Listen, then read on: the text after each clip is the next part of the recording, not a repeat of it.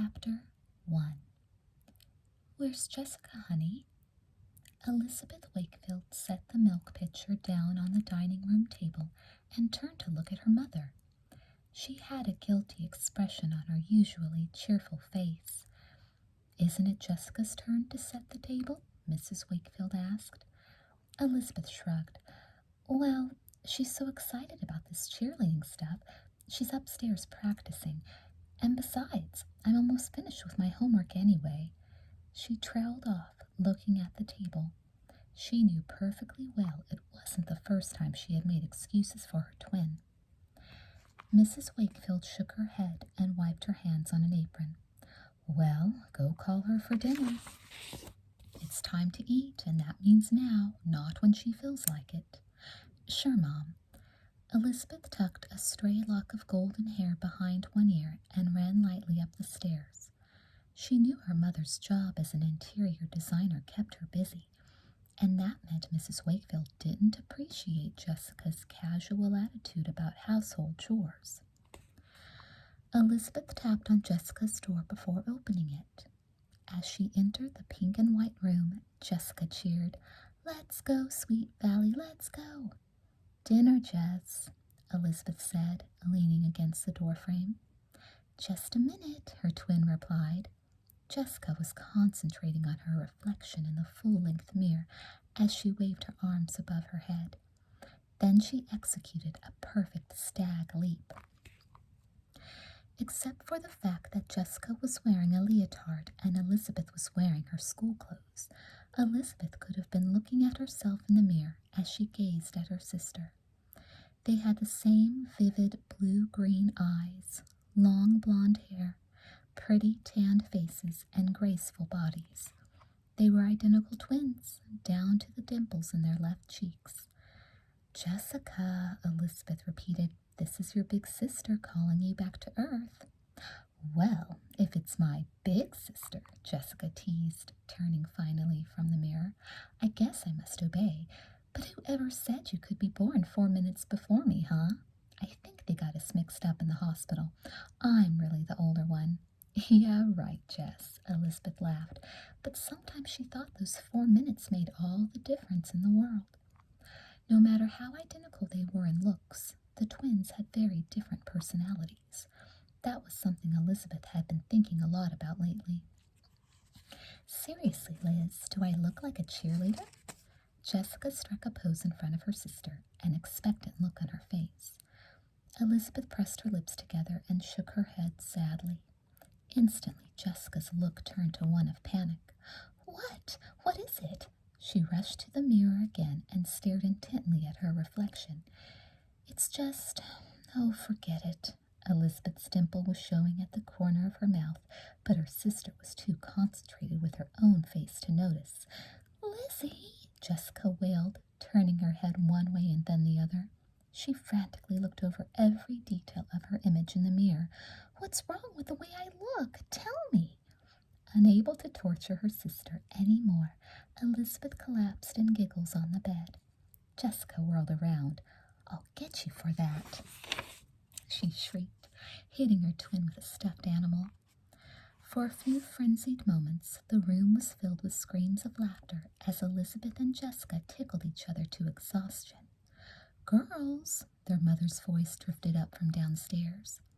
Elizabeth smoothed her hair guiltily, still giggling. "Come on, Mom is going to kill us."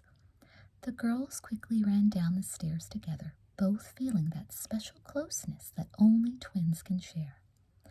Elizabeth always felt she was lucky to have a twin sister. She thought she and Jessica understood each other better than anybody else ever could. When they entered the dining room, they were greeted by a wolf whistle. "Who's the babe in the leotard?" the twins' older brother, Stephen, joked. "Ha ha, Stephen," Jessica said, sitting down at the table. "You must be the funniest person in the world. It's such a joy to see you again." She turned to her mother. "Isn't it incredible that the funniest person in the world lives right here in Sweet Valley, and in our house, too?" Stephen grinned at Jessica. "I'm letting you all have the pleasure of my company, so I hope you appreciate it." Elizabeth sat down next to Jessica and her brother. It amazed Elizabeth how much Stephen resembled their father. Like Mr. Wakefield, he was tall, dark, and athletic. You know, Jessica began, unfolding her napkin, our cheerleading squad is going to make history at school very soon. No one ever thought of having a middle school cheering team before the unicorns. Who's on the team, honey, besides you? Asked Mr. Wakefield. Well, Leila Fowler, of course, and Ellen Reitman, and Janet Howell. We started it, but Miss Langberg says we have to have open auditions for 4 other girls, which just isn't fair because it was our idea. Jessica continued, pouting. But the boosters are going to be just fantastic, especially since so far we have the most popular girls in the school. In your opinion, Mrs. Wakefield said with a smile. No, in everybody's opinion, Jessica said. Everybody wants to be like the unicorns because we're beautiful and special. That's why the boosters are going to be so popular. So far, it's all unicorns. Well, I think it's a big joke, said Stephen with a snort. The sight of you dinky girls jumping around is going to be the riot of the century. Elizabeth looked down at her plate, suddenly unable to see her sister's new squad as a joke. Until they had gotten to middle school, she and Jessica had been almost inseparable. They had dressed alike, walked to and from school together, and always done the same things. But since the 6th grade had begun, it had all changed. Jessica was invited to join the Unicorn Club, an exclusive group of snobbish girls, and Elizabeth had started a 6th grade newspaper.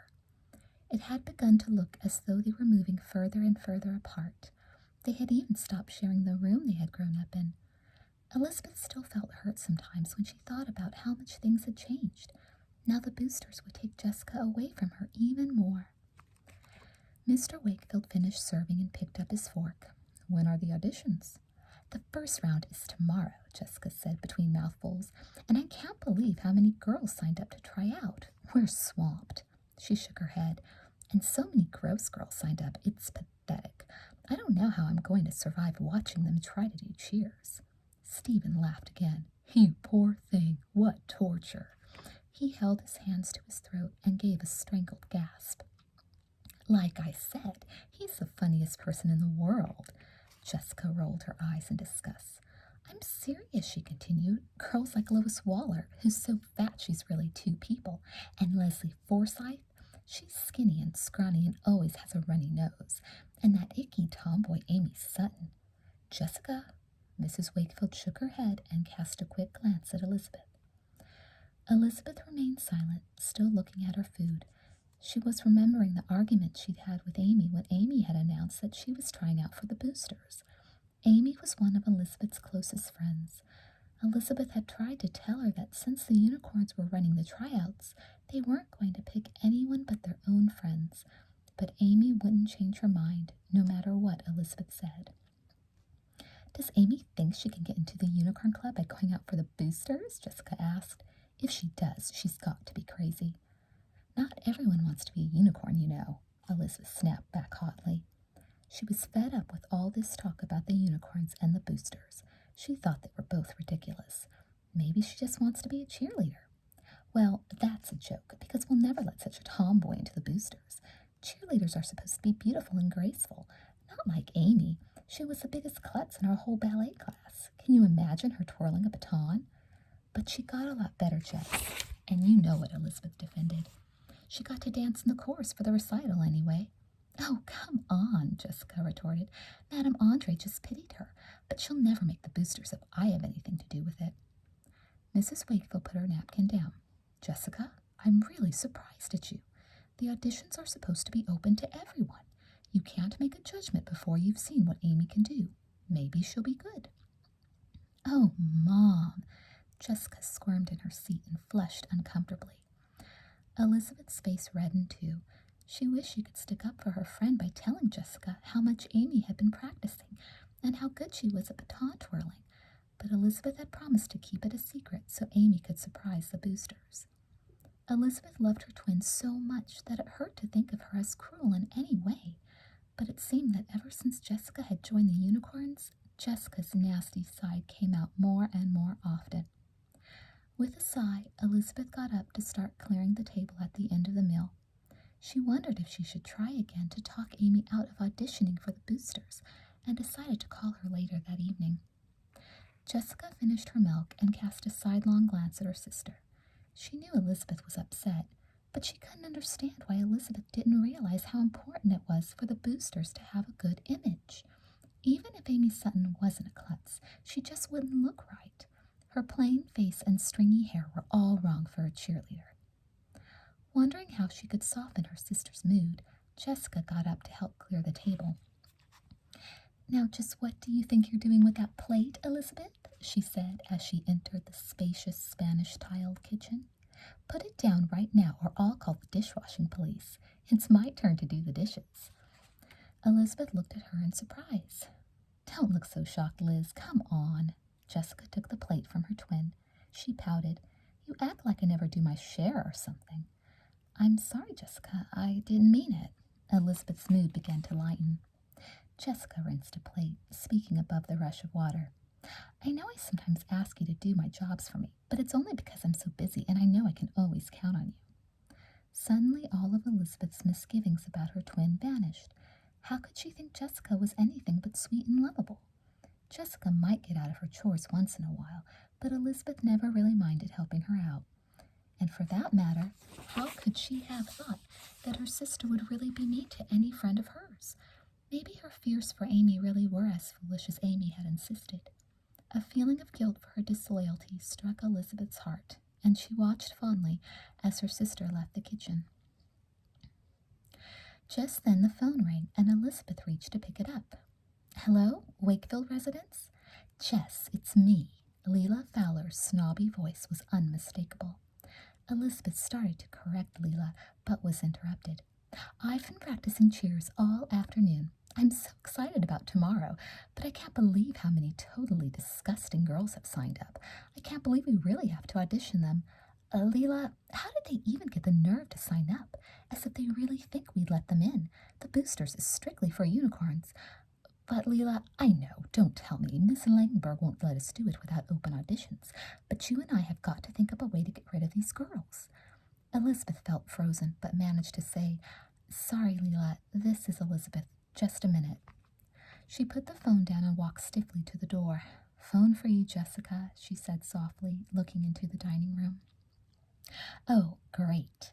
Jessica set the dishes she had begun to clear back on the table and rushed past her sister. "Hello? Oh, hi, Leela. Oh, I know, me too." Lost in thought, Elizabeth wandered outside to her thinking seat, a low branch of the big old pine tree in the Wakefields' backyard. She often went there to sort out her problems.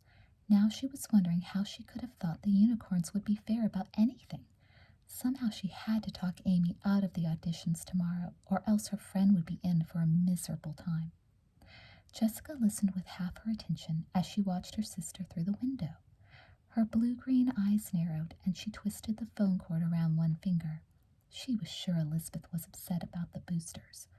"Why does she always have to be that way?" she muttered, feeling guilty and angry at the same time.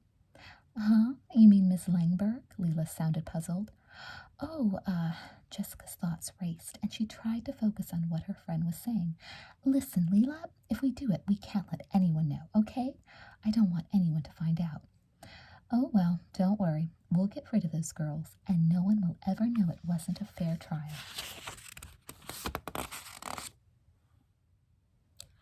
Chapter 2. "I promised Nora we'd walk with her today," Elizabeth told her sister as they prepared to leave the house the following morning. Pulling on a purple cardigan, Jessica gave one last look into the mirror in the front hall. "Okay, just as long as we aren't late." "Late?" her twin laughed.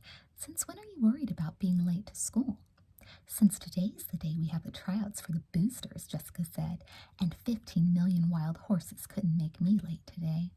Still laughing, Elizabeth pushed her twin out the front door. She smiled with appreciation as she looked back at their house. She loved it and thought it was one of the nicest houses on their street. Almost all of the houses in their quiet California town were attractive. Many were far more extravagant than theirs, but for Elizabeth, the Wakefield split-level ranch had a charm all its own. Within minutes, Elizabeth and Jessica were in sight of the Mercanty Mansion, a Spanish-style house that the local kids used to think was haunted. It wasn't until Nora Mercandy came to Sweet Valley to live with her grandparents that everyone discovered that Mr. Mercandy was really a world-famous magician who was forced to retire because of a stroke. Nora Mercandy was waiting outside the ornate wrought iron gate. "Hi, Elizabeth. Hi, Jessica." "Hi, Nora," Jessica said. "Let's go. We're going to be late." She gradually moved ahead of Nora and Elizabeth in her hurry to get to Sweet Valley Middle School. "What's with your sister?" Nora asked Elizabeth, nodding in Jessica's direction. Elizabeth shrugged. "She's helping to run the first round of tryouts today for the new middle school cheerleading squad. She's almost jumping out of her skin, she's so excited." Nora laughed. "School's going to be crazy today. The first round of boys basketball tryouts are this afternoon, too. But if ever there was a born survivor, it has to be your sister. Hey, wait up, Jessica." As the three friends approached the school, they saw several groups of girls huddled together like football players. Elizabeth could feel the anticipation in the air. Before she knew what was happening, a swarm of hopeful would-be boosters engulfed her sister, and Jessica was swept away from Elizabeth and Nora. Questions were flying right and left, and Jessica didn't know what to do. It seemed everyone wanted to know about the boosters, the tryouts, the practices, the uniforms. Jessica wanted to answer them because she was as excited as everyone else. But a quick glance toward the school showed Jessica that Janet, Leela, and the other unicorns were waiting for her near the entrance. She casually wished everyone good luck and then rushed off to join her friends. Elizabeth watched her twin, half amused and half sad. "Jessica sure loves attention," she said. "Well, come on, wouldn't you? Being the center of attention could really make you feel good," Nora said. "I know, but don't you think it's sort of pathetic? I mean, all those girls think they can get into the boosters, when truly the unicorns are only going to pick their friends." Nora gave her friend a questioning look. "Come on, Elizabeth, it's not such a big deal." Elizabeth blushed, afraid she might have seemed jealous of her sister. "It's just that I don't think it's fair to tempt people you don't plan to pick." She watched as Jessica and the other boosters entered the school. A crowd of potential cheerleaders followed close behind. Nora sighed. "Oh, well, I guess it's time for homeroom." For the rest of the day, the level of excitement remained high within the walls of Sweet Valley Middle School. Girls in every class and hallway were speculating about the booster auditions, and most of the boys were discussing the basketball tryouts. Elizabeth wished all day that there were some way to avoid the tryouts, but she had already decided to cover both for the school newspaper she had started, so she knew she had to watch. The gym was already crowded by the time Elizabeth pushed open the heavy double doors. The bleachers were half filled with students who were there to watch.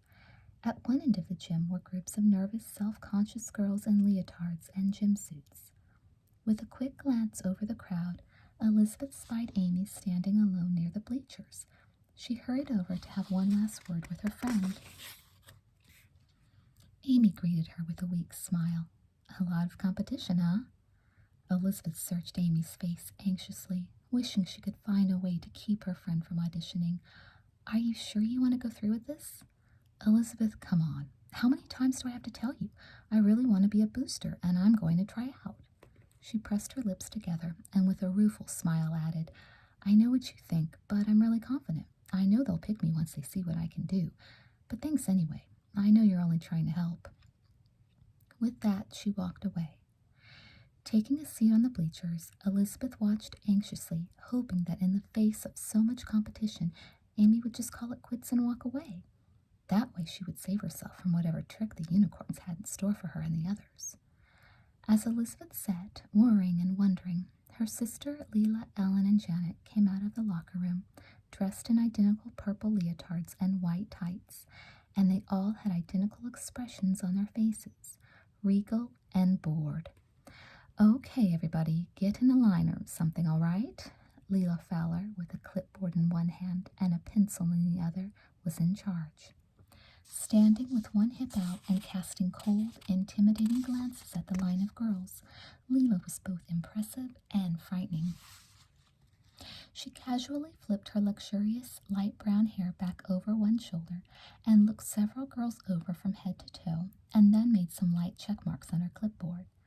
Her cold scrutiny obviously did the trick, because several girls meekly stepped away from the line, mumbling excuses and hurrying for the locker room. Finally, she spoke. Today we're going to teach you one cheer, and you have to perfect it for the final auditions next week. Anybody who doesn't get it right will be out, okay? Jessica, go ahead. Elizabeth watched with a fresh feeling of anxiety as her sister stepped forward. Jessica's attitude and expression made her almost a stranger to Elizabeth. She couldn't believe her own twin could act so superior. Now, Jessica began, with her hands on her hips, let's take a boy's name, like Tom, for example. Okay, here's the cheer. She began the routine, her long, slim legs and arms flashing energetically as she chanted, Tom, Tom, he's our man. If he can't do it, no one can. Her voice echoed throughout the gymnasium, and she ended with a triumphant leap. Elizabeth could tell by the expressions of some of the girls that her sister had inspired them with her graceful movements, clear voice, and air of confidence. Elizabeth knew her sister loved the attention. Okay, I'll go through it again, and this time follow what I do.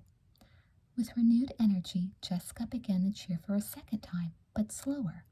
The ragged line of girls before her tried bravely to keep up with the leg and arm movements. Very few of them even attempted to coordinate the words with the motions. Giggles, blushes, and angry self-criticism were evident, and Jessica gloated inwardly, confident that most would drop out from sheer embarrassment. Finally, Leela stepped forward and quieted the group with her haughty voice. Now, break up into groups of 5. First group, step forward and we'll do some baton drills. The rest of you practice the cheer. She and Jessica exchanged smiles. No one could accuse them of unfair auditions if all the girls trying out were about as uncoordinated as rhinoceroses. Amy and 4 other girls moved shyly away from the rest. We'll go first, one of them said. All right, here are 5 batons, Ellen said with a toss of her dark curls as she handed them out. I'm going to show you how to twirl them, and believe me, it isn't easy.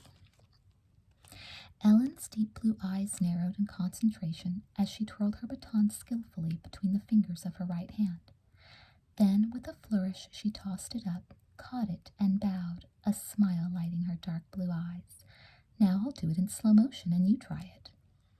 As Ellen went through the process step by step, Elizabeth looked up from the rough draft of her article and saw with a start that Amy was now in the middle of the baton drills. But to her surprise, Amy seemed to be pretending she was just learning. Her forehead was creased as she slowly and clumsily rolled that baton over her fingers. Elizabeth tried to read her friend's expression. Why wasn't she showing them what she could do? If Amy wanted so badly to be a booster, she should run through her whole baton routine. It suddenly occurred to Elizabeth that maybe she had changed her mind. Maybe she was just waiting to make a quiet exit with the rest of the girls who were dropping out. Elizabeth closed her eyes with relief. Standing apart from Ellen and her pupils, Jessica, Leela, and Janet watched critically. What a bunch of dorks, Jessica whispered to Leela. Jessica's gaze came to rest on Amy Sutton, who was trying just as awkwardly as the others to master her first routine. As if she felt Jessica's eyes on her, Amy looked up from her baton and dropped it with a clatter. Red-faced, Amy bent over to pick it up. Her limp hair fell in her face. With an inward sigh of relief, Jessica shook her head. Well, that's that, she thought to herself. Amy Sutton's such a klutz that even Elizabeth won't think it's unfair when we tell her to get lost. Chapter 3. Elizabeth sat on the bleachers, looking at the notes for her article. She figured it would be more interesting to tie the 2 tryouts together. With that in mind, she glanced back and forth between the 2 halves of the gym, collecting material for her story. On one side, many girls were still stumbling through the cheer, laughing at themselves and trying to look good, all at the same time. Several of them were pretty good, but many of them were not, and they knew it. Across the room, the gym floor seemed to be crowded with boys. They were yelling and whistling, shooting baskets and dribbling in tight circles. The air was filled with the sharp squeaks of sneakers on the waxed floor and the pounding thud of basketballs. Elizabeth noticed the locker room door on the boys' side of the gym swing open slowly. Ken Matthews stepped out and paused, as if unsure whether to go any farther. He walked hesitantly into the noisy gym and stopped by the bleachers just a few steps in front of Elizabeth, then looked around. Elizabeth glanced curiously from him to the other boys. Something seemed to be holding Ken back, and she wasn't sure what it was. Just then, Bruce Patman, a seventh grader who Elizabeth thought was obnoxious, turned and spotted Ken near the bleachers. With a grin on his face, Bruce yelled out, "Hey, midget!" A chorus of other boys took up the jeer. Blushing furiously, Ken turned to leave the gym. He walked past Elizabeth, tripped over her book bag, and banged his shin on the lowest step of the bleachers. "Oh, Ken, I'm so sorry." He looked up into her face. "Oh, it's okay," he mumbled. Elizabeth quickly pulled her book bag out of the way. "Boy, I could really kill someone that way," she said with a smile. "No problem." Ken started heading for the locker room. "Hey, Ken?" Elizabeth looked at him curiously. He paused, glancing nervously from Elizabeth to the door. She stood up and walked toward him. "You aren't leaving, are you? Aren't you trying out for the team?" "I'm done," Ken said. "Done? But they haven't even started yet." Elizabeth looked at him more closely. He seemed very nervous and kept looking over at the crowd of boys. He turned back to her, blushing. "Look at those guys," he said, jerking a thumb over his shoulder. "What about them?" Elizabeth asked as she looked over the basketball court. Ken folded his arms, embarrassment turning his face red. "Well, they're all so much taller than I. I'll never make the team. I'm the shortest guy in the whole school." It was true. Elizabeth tried not to smile. Even she was taller than Ken. "You probably think that's dumb, but it isn't." Ken turned away again, looking hurt and embarrassed. Stricken with compassion, Elizabeth said, "Ken, come on. I know what you mean, but so what? You don't have to be a giant to be a good basketball player." "Let's face it, Elizabeth, nobody's going to pick me when there are guys like Bruce Patman and Tim Davis to choose from." Ken kicked his foot angrily against the bleachers. "Listen, Ken, so what if you're shorter than they are? I don't see why you don't try out if that's what you really want." He shrugged. "I don't know. Maybe I don't really want to join the stupid old basketball team anyway." "Then why did you come this far?" Elizabeth challenged. "Are you sure you don't want to join this stupid old team?" Shaking his head, Ken grinned. "You're right, Elizabeth. I do want to." He looked over at the other boys again. "It's just that, well, they're always making fun of me because I'm so short." He paused uncomfortably. "They call me midget. That's not so easy to take, you know?" Elizabeth glanced over at Bruce Patman. Just because he was from one of the richest families in Sweet Valley, it didn't give him the right to tease anyone he wanted. "Well, how would you like it if you were called Blondie all the time? Bruce Patman used to call me and Jessica that. He still does sometimes, because he thinks it's so funny. But who cares what he thinks? I sure don't." She took Ken's arm and shook it gently. "Go on, Ken. Just try your best and forget about them." Ken looked at Elizabeth's warm, open face and smiled. "Okay, I'll go for it." "All right, Ken." With a sigh, Elizabeth watched him square his shoulders and walk into the basketball court. At that moment, Coach Castles came out of the locker room with a clipboard in one hand and a whistle in the other. "All right," he yelled after a shrill whistle blast. "Let's have a lineup now." A frenzied scurry followed, with all the boys trying to get in the lineup at the same time. Ken tried to find a place somewhere in the middle, but he was butted out a couple of times. He finally stood at the far end of the line. "All right, now let's see here." Coach Castles rubbed his hand over his crew cut and looked down the list on his clipboard. "Looks like we have a couple of familiar names here. We've got a Patman, I see." Bruce grinned widely. "And aha, we've got Ken Matthews." At the end of the line, Ken went suddenly rigid. The coach held his clipboard by his side and with a reminiscent look on his face said, "Boys, I hope you all realize who Ken Matthews' father is." He shook his head, smiling. "Scott Matthews was one of my all-time great players. Why, there were some games where he did everything. He was offense, he made the layups, the foul shots, basically all the scoring. Took us all the way to the All-State Championships. And to handle the ball, you never saw such handwork. He was all over the place with the basketball. And," he pointed a finger at the line in front of him, "he almost never fouled out. He was always a real gentleman on the court and very graceful for such a tall guy." A couple of boys giggled, nudging each other and nodding toward Ken.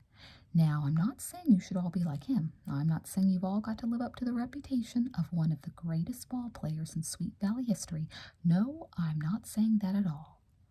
With a happy grin on his face, the coach walked forward and clapped his hand on the shoulder of Tim Davis, the tallest boy in the lineup. No, as long as we've got Ken here, it'll be smooth sailing all the way. There was shocked silence. Then a huge guffaw escaped from Bruce Patman. Hey, Coach, that's not Matthews. Matthews is a midget at the end of the line. Coach Castles looked down the line to where Ken stood blushing, a look of confusion on his face. You mean, he held his hand on the shoulder of Tim Davis as if he were still sure Tim was Ken Matthews. I'm Ken Matthews, Ken nearly whispered. Coach Castles collected himself and smiled broadly as he walked over to Ken. Well, son, sorry for the mix-up. I didn't know you'd be so... Well, I bet you inherited your dad's shooting arm, eh? Ken cleared his throat nervously. I don't know, sir. Well, let's come over here and see what you can do. Striding forward, the coach picked up a basketball and bounced it to Ken, but Ken was so nervous that he fumbled the ball and had to chase it halfway across the gym. That's all right, Ken. Let's see you shoot now. The coach was beginning to look uncomfortable. Yeah, midget, let's see that old Matthews arm in action. Bruce Patman never seemed to tire of teasing Ken, and Ken never heard Bruce's jeering voice without the same sinking sensation in his stomach. Let's have none of that now, the coach said sternly. Come on, Ken, let's have a couple from the foul line. Ken's forehead was creased with concentration. He wanted so much to show up Bruce and the others.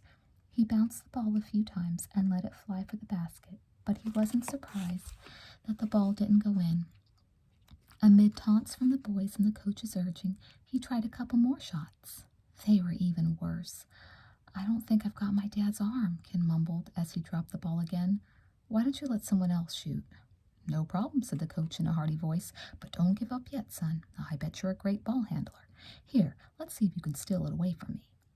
With a stricken look on his face, Ken made a few half-hearted attempts to grab the ball away from Coach Castles, but the coach eluded him every time. Finally, the coach stopped and blew a short blast on his whistle.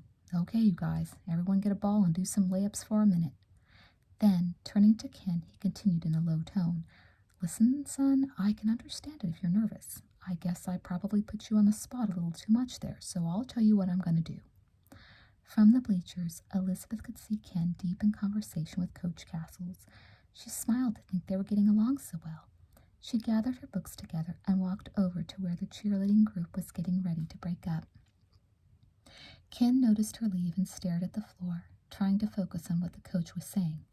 For your dad's sake, Ken, I'm willing to give you a chance. Let you take a few days to work on your shooting, you know. Ken nodded. The coach rubbed his chin. But I've got to tell you, son, if you don't improve a little, I'm afraid even my feelings for your father won't get you on this team. There are a lot of good players trying out, and it wouldn't be fair to them. I know, Coach. I understand. Ken continued to stare at the floor. With a sad smile, the coach ruffled Ken's hair. Okay, let's get out there and practice, okay? Just relax, loosen up. You'll do fine. Chapter 4. Elizabeth gathered up her books and walked over to Amy. Leela had declared the tryouts officially over, but there were plenty of girls hanging around, talking, and some were still practicing. Amy, do you want to walk home with me? Elizabeth asked. There are some stories for the paper I want to talk about. Amy brushed her straw-colored hair out of her eyes and looked absently at Elizabeth. No thanks, Elizabeth. I'm going to stay here for a while and work on this chair. With a thin smile, Elizabeth nodded. Sure, I understand. I'll talk to you tomorrow, okay? Sure. Amy was concentrating again and barely looked up. Elizabeth stayed for a moment, looking at her friend. Finally, she collected herself and looked around for her sister. Jessica was sitting on the bleachers with Leela and Ellen, laughing at some joke. Elizabeth knew the three girls thought of themselves as glamorous and popular because they were members of the Unicorn Club, but Elizabeth thought the Unicorn Club was silly. She wished Jessica didn't spend so much time with them. She squared her shoulders and walked forward. Hi, Jessica. Are you ready to go home? Still laughing, Jessica looked down at her sister, her smile quickly disappearing. Oh, Lizzie, I forgot to tell you. I'm going to the Dairy Burger with Leela. You don't mind, do you? Elizabeth forced a smile. No problem. I'll see you at home. She turned to go. Lizzie? Glancing over her shoulder, Elizabeth saw her twin looking at her. Weren't the tryouts great? Jessica said enthusiastically. Elizabeth nodded and smiled sadly. Sure, Jess, they were great. Bye, Leela. Bye, Ellen. Goodbye, Elizabeth. All the way to the gym doors, Elizabeth walked with her usual confident stride, but once she was through and alone in the hallway, she stopped and leaned against the row of lockers. She felt completely alone. Both Amy and Jessica were more interested in the boosters than they were in her. Elizabeth stayed there for a few moments, and then, still feeling sorry for herself, pushed herself away from the wall and strolled down the corridor. Ahead of her, the door to the boys' locker room opened, and Ken Matthews slowly walked out, his gym bag slung over one shoulder, his head down. Elizabeth looked at him for a moment, wondering how the tryouts had gone. She decided to catch up with him. Hey, Ken, wait up. Ken didn't seem to hear her. Ken? Ken, wait up. Elizabeth swung her own book bag over her shoulder and jogged down the hallway after him. Breathless, she caught up with him. Ken, didn't you hear me? She turned him around to face her.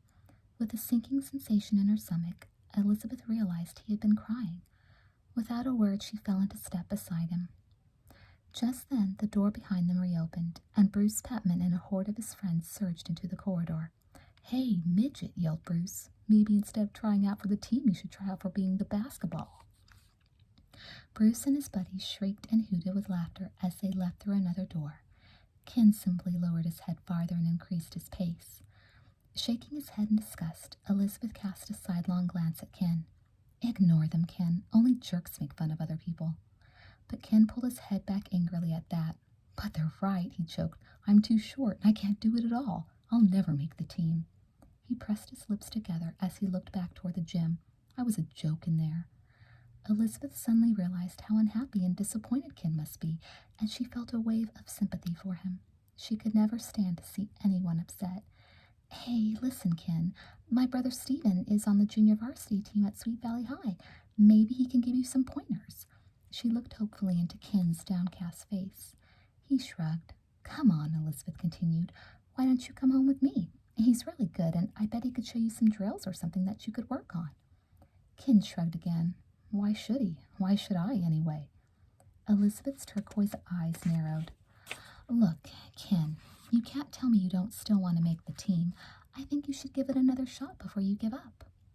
Ken met Elizabeth's gaze, a glimmer of hope in his eyes. He drew a deep breath. Do you really think he could help? A wide grin broke over Elizabeth's features. Sure, I'm sure he can. Let's go. On the way home, Elizabeth and Ken talked about Sweet Valley and about their families. Finally, Ken told Elizabeth how much he admired his father. He was such a hero, you know, he said. His eyes lit up with pride. That's why I want to make the team. I mean, I know I'll never be as good as him, but if I get on, maybe he'll be proud of me.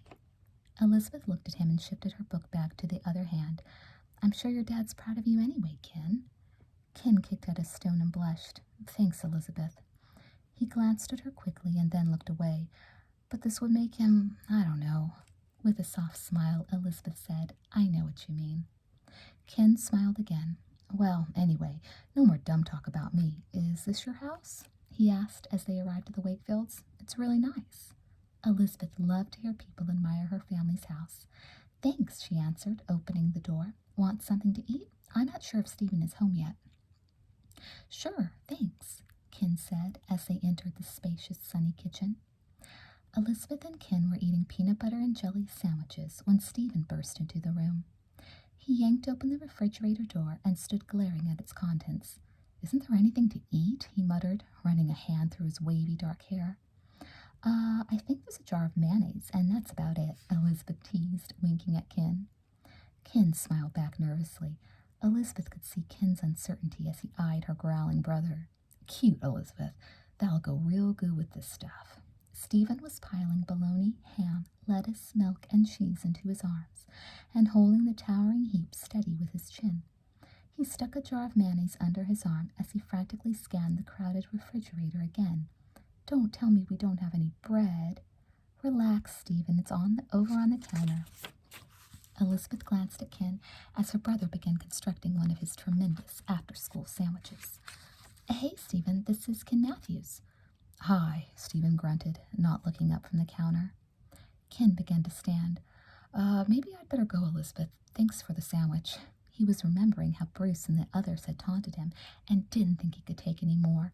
No, hey, Ken, stay, okay? Elizabeth pleaded. She pushed her chair back and walked over to where her brother stood, eating his sandwich. She pulled nervously at her ponytail, then threw it back over her shoulder. Stephen, Ken is trying out for the basketball team, and I thought maybe you could give him a few pointers. She trailed off, looking into her brother's face. Stephen looked at her and then at Ken. He gulped down most of his glass of milk, then looked at Elizabeth again. Okay, he said, wiping his mouth with the back of his hand, but just for a while. Oh, great, Elizabeth exclaimed, but Ken looked even more alarmed than he had when Stephen first came in. Okay, now let's see you shoot, Stephen began when they were outside. You know how to shoot, don't you? With a skeptical look at Ken, Stephen bounced the basketball toward him. Ken gulped.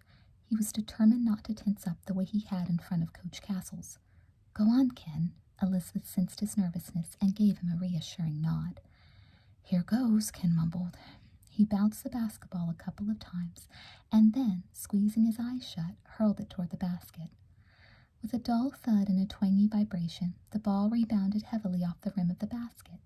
Stephen caught it neatly in one hand and bounced it back to Ken. Try again. Ken aimed the ball and made another futile attempt. Stephen sniffed and cleared his throat, his brown eyes showing more than a trace of impatience. Look, how about we work on moving the ball? Passing and stuff? He shot a look at Elizabeth that made it clear that he was only putting up with this for her sake. Sure, Ken agreed hastily. Whatever you say. For the next 15 minutes, Elizabeth and Stephen tried their best to help Ken with dribbling and passing, but they spent most of the time chasing the ball after Ken had dropped it. Breathless, Elizabeth ran back to the driveway with the ball. All right, let's go again. Listen, Ken, I think I finally figured out what your problem is, Stephen said, scratching his head. I think you close your eyes all the time. Keep them on the ball, Watch it when you've got it and when you pass it. Never let it out of your sight, all right? That way you always know where it's going. Okay, sure, keep my eyes on the ball, Ken nodded eagerly. Stephen rolled his eyes and drew a deep breath. Let's try it again, okay? And watch the ball. But after a few more minutes, Stephen had had enough. Hey, Liz, he said, jamming his hands in the pockets of his jeans. I've got to go get some homework done. He looked pityingly at Ken. Just keep it up. Good luck. Thanks. Ken watched as Stephen ran back into the house. All of his hopes were crushed. He turned back to Elizabeth, shaking his head. I guess I'm pretty bad, huh? He said with a weak laugh. Thanks for trying to help, though. He swallowed hard as he picked up his books and turned to leave. Elizabeth watched Ken walk slowly down the driveway, unable to find the right words to bring him back. She fought back a choking sensation in her throat, and her thoughts went back to all the times she and Jessica had practiced together and what fun they'd had. Ken, hey, wait, I just thought of something. It's an unbeatable trick. Elizabeth sprinted down the driveway and caught up with Ken. He swung around to face her. What? He looked at her curiously. Catching her breath, Elizabeth led him back up to the house. When we were little, Jessica and I used to play basketball with a tennis ball because Stephen was always such a hog with the basketball. She pushed a stray lock of hair behind one ear, eagerly explaining their game. And it's really good practice because the ball is so small. It really makes you concentrate. Wait here a second. She dashed into the garage and found a tennis ball and raced back out to where Ken was standing. He had a look of surprise on his face. Okay, just do this, she said, slowly and carefully bouncing the tennis ball in the driveway. See? And you can even practice bouncing it behind you and stuff, because it's so small it doesn't get in your way. With mounting excitement, Ken watched Elizabeth dribble the tennis ball. He could see what she meant. Here, let me try, he said, holding out his hand. Elizabeth laughed with relief. Here, take this one. I'll find another. Soon both of them were bouncing tennis balls, concentrating on the drill. Ken found he could handle the smaller ball more easily, and he began to think it might actually help when he tried with the basketball again. With a burst of confidence, Ken made a shot for the basket. To his great amazement, the tennis ball sailed cleanly through the net.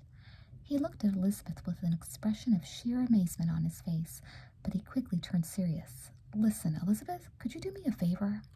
Elizabeth looked over at him, her eyebrows raised. Sure, what is it? Do you think you to keep this all a secret? I mean, I don't want anybody to know you and Stephen were helping me, okay? Is that all? Elizabeth grinned and made a shot for the basket. No problem, Ken. All right, she yelled as her ball went in. If it isn't the girls' junior league basketball practice.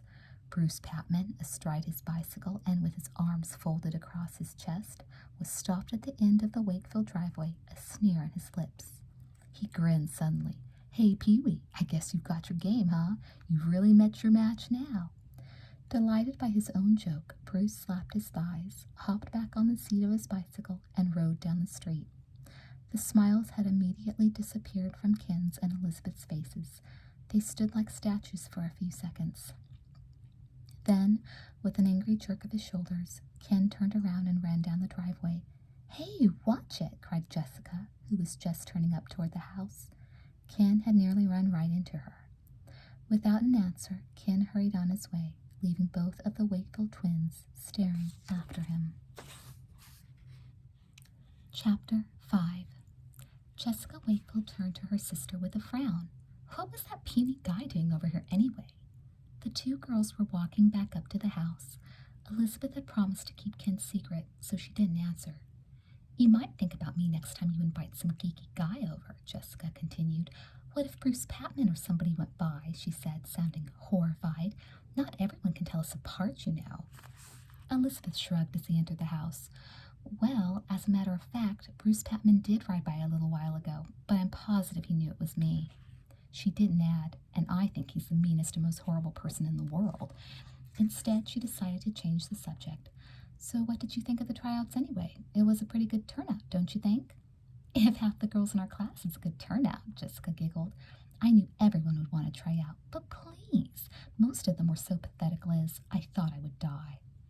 Elizabeth punched her sister playfully on the arm. You'll get over it. Pausing on the steps, Jessica turned. Do you think you'll be talking to Amy Sutton later? She asked casually. Probably. Why?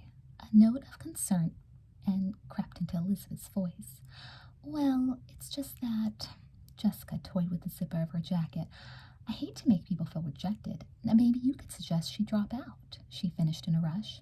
Lizzie, she was so clumsy, in case you hadn't noticed. Elizabeth's forehead creased with anxiety. Yeah, I know, she said sadly. I saw her. When the phone rang later, Jessica raced to pick it up. But when she discovered that it was Amy Sutton on the other end, she dropped the phone like a hot potato. Elizabeth, phone, she cried before running back into her room and slamming the door. Elizabeth picked up the phone and was immediately greeted by Amy's excited voice. Elizabeth tried to erase the memory of how hurt she had been when her friend ignored her earlier that day. Hi, Amy. What's up? Well, I just wanted to say I'm sorry for acting like such a jerk before. Amy's giggle came over the line. I was so psyched out about the tryout, and that I've been practicing until this very minute. There was a pause. Forgive me? Elizabeth chuckled.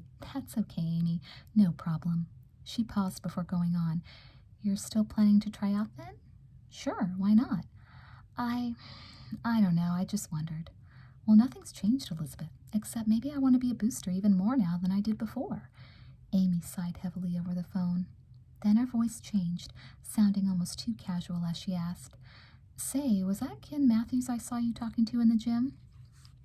Uh-huh, we were talking about... Elizabeth broke off suddenly. She didn't want to give Ken's secret away.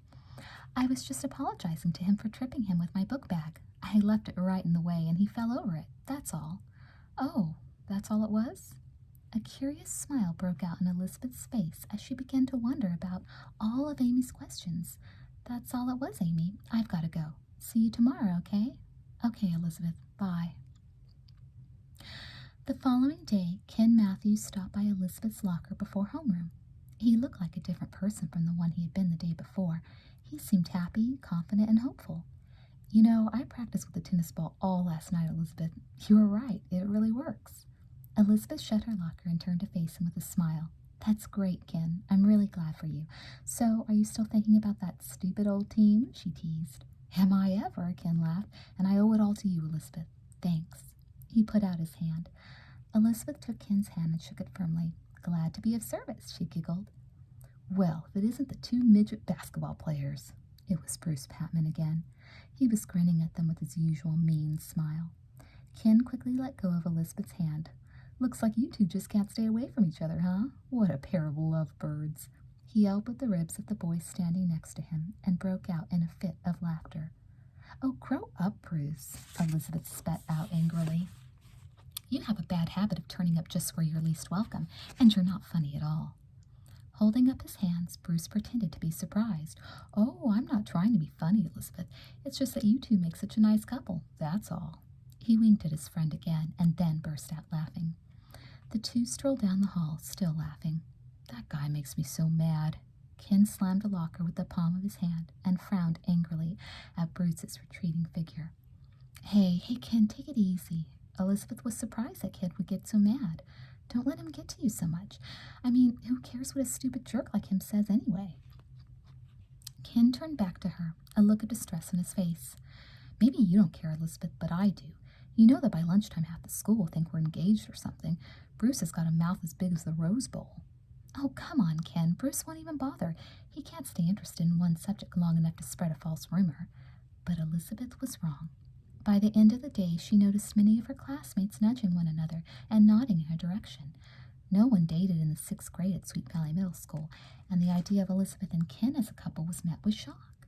Some people thought it was the biggest joke of the year, while others thought it was just plain gross.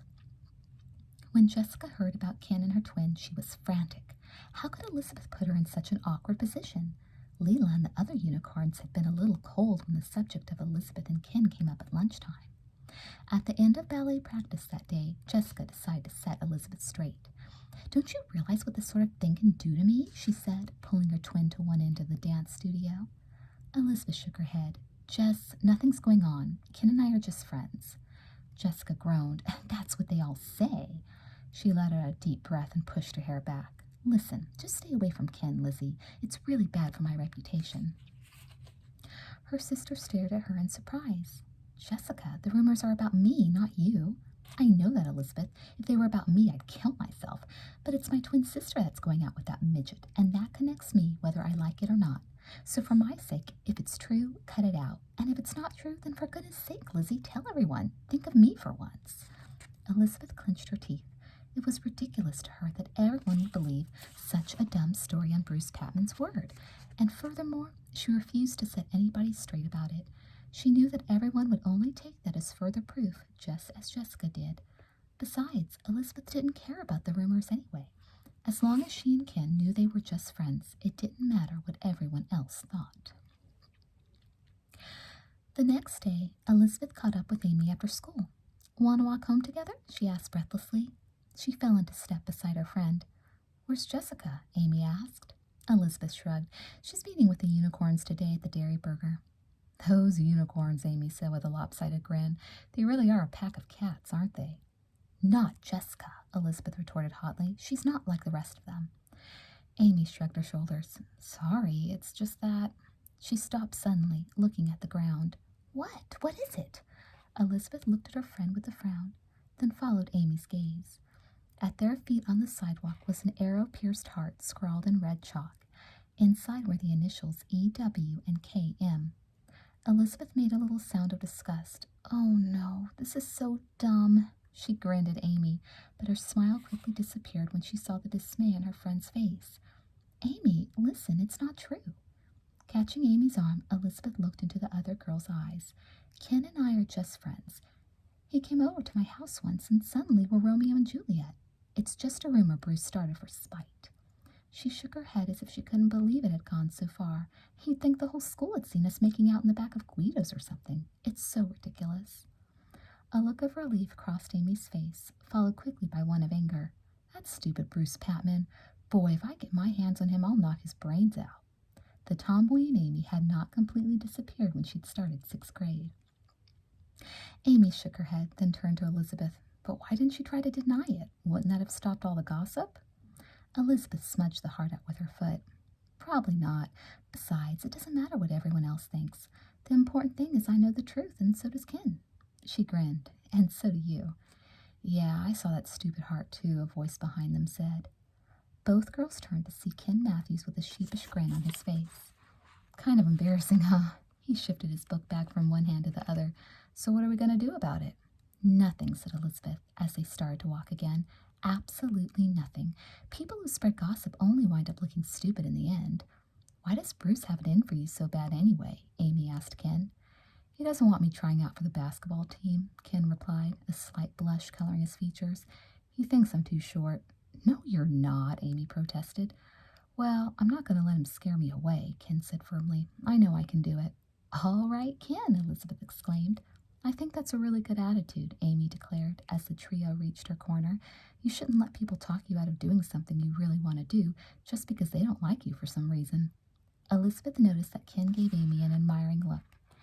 Anyway, Amy continued, I've got to go. See you both tomorrow. And believe me, Ken, if I can put up with the unicorns not wanting me on the booster squad, you can put up with dumb old Bruce Patman.